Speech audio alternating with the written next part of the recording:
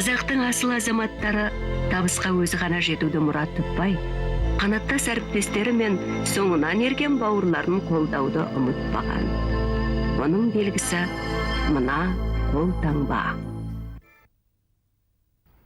Інім Баққожа, келінім Нұржамал. Олыстың ұлы күні Осынау айбақ-сайбақ таңбалар қазақ әдебиетіндегі ең шынайы шығармалар авторының қолымен қағазға түсіпті. Жазудың айбақ-сайбақтығы тура кейіпкерлер тағдырындағы шытырмандарды еске салып өтеді. Амалсыз ойыңа «Өлгендер қайтып келмейді» кітабы соның бас кейіпкері сарт етіп орала қалады.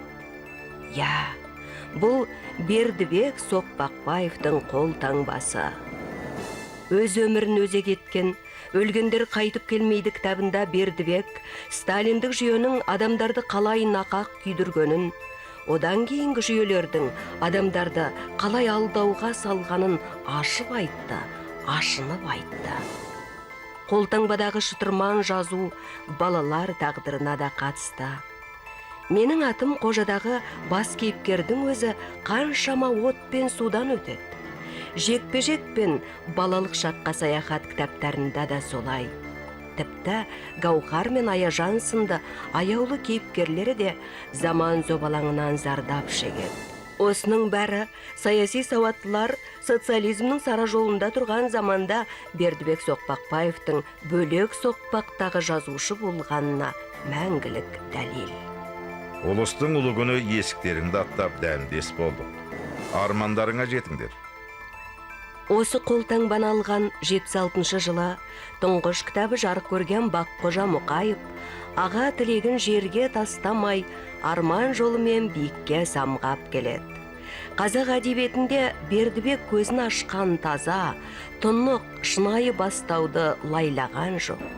Сол жалғансыз, қоспасыз, боямасыз жазу үрдісін жалғастыра білді. Сыршыл аққу сазы кітабымен өзін мойындатты. Содан кейін жалғыз жаяу романын жазды. Роман жанрында ешкімге есе жібермесі байқалған соң бабына келген шақта Өмірзая кітабы шықты. Авторға еліміздің басты сыйлығын алып келген бұл роман қазақ әдебиетіндегі соңғы жылдардың бір табысы деп танылды. Аға тілегі осылайша ақталып жатыр. Армандарыңа жетіңдер. Өмірлі болыңдар. Бердібек Бибігүл. 28 желтоқсан 1976 жыл.